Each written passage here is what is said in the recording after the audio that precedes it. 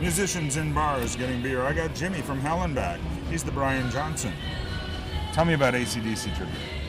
ACDC tributes, you got to be high energy, you got to be authentic, you got to love what you're doing. And how about yours? What are you guys up to? Playing Coburg in September, already booked for Halloween in Perry Sound. Yeah, we're having a good time.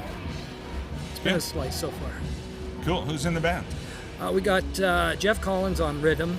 This guy sings, plays, does drums, does bass, does rhythm guitar. He's a man of all seasons. Got Marty Poitier from the band Muffin on bass. We have Gary Lennox, who used to be with me in Power Age, ACDC tribute. He's on drums, and he doesn't miss a beat. Angus is this kid named Kyle Series, 26-year-old kid out of Bowmanville. Jeff and him are out of Bowmanville, and this kid is just a ball of fire, man. Awesome. He's a lot of fun, high energy. He just lives the Angus role. That's awesome. So where do you like playing? I love playing the Rock Pile. We played here a few weeks ago with Strictly Sabbath and Flux 440. It was a great show. We love playing in Bolton, a place called Stuart McGuire's Landing. It's one of the best stages I've ever played in my life. We're probably going to be playing Shoey's. We've played Club 744, Spot 1 in Brampton, and we're adding more and more as we go. Awesome. What are your other projects? You got some other stuff on there? Rockin' a Hard Place is over 2 years old. That's Andrew Walsh. He's from the Jam Doctors. He's in the tribute Heartless. Guy's 62 years old and he shreds like a young Eddie Van Halen. We've got Brian Wall from Michael White and the White on the drums on that one. Oh, yeah. And JD Bass on bass guitar.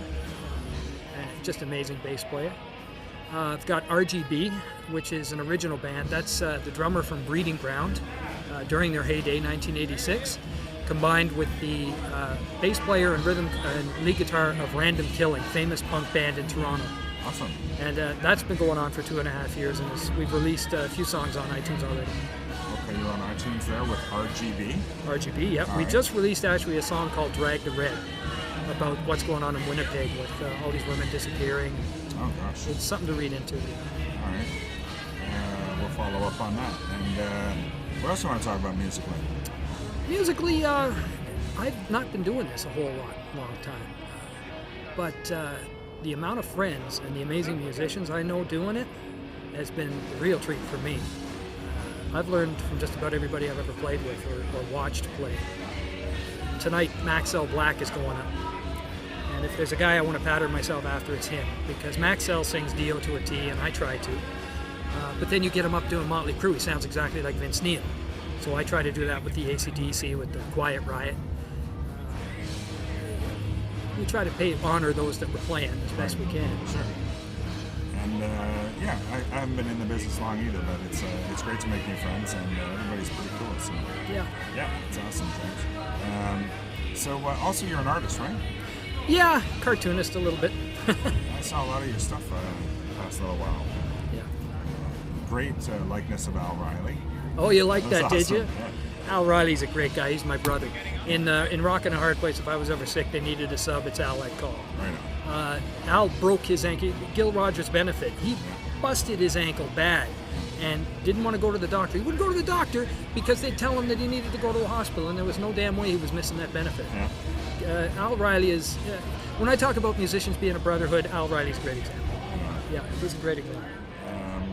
So tell me, who else have you liked playing with over the years? Oh, man. Too many to mention here.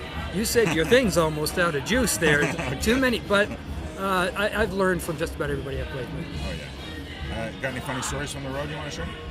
Funny stories from the road. Geez, I haven't been doing this all that long.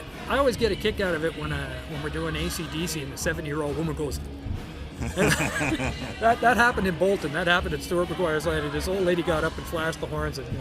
I had a hard time keeping it together on stage. I really did. Tell us about these days. These days, yeah. That's what started it for me. I used to go to karaoke's and jam sessions. I was out of it for a while to raise my family, and I started playing drums at jam sessions, and I started singing again. And this guy saw me singing a Judas Priest song, and he asked me to lend my voice to original music. And he became one of the best friends I've ever had. His name's Mike McVie. What he didn't tell me at the time is he was very well connected with a lot of rock bands. and he let me know that later. We put out an 11-song CD just called These Days. It's all over iTunes.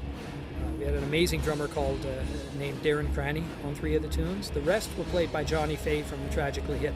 It was all recorded for free at the Hip Studio in Bath. He let us use the studio for nothing. Wow. And it was one of the greatest experiences of my life. I owe Mike a lot for that. That's what got me started. What year was that? 2010 it was released. Right. But it's These Days, THEZEDAZE. It's on iTunes. It's on iTunes. Yeah. Okay, we'll share that link as well. Thanks again, Jimmy. Thanks, Billy. Cheers. Get a hold of me on Facebook. There's also www.rockindaheartplace.com. Yeah. www.rgbrockband.com. Okay. All over the place, all over YouTube. Great. All over torontorox. Yeah, man. That's true. All right, thanks for the plug, by the way. No worries. All right, musicians in bars getting beer. Jimmy from Hell and Back. Thanks for being on. Cheers.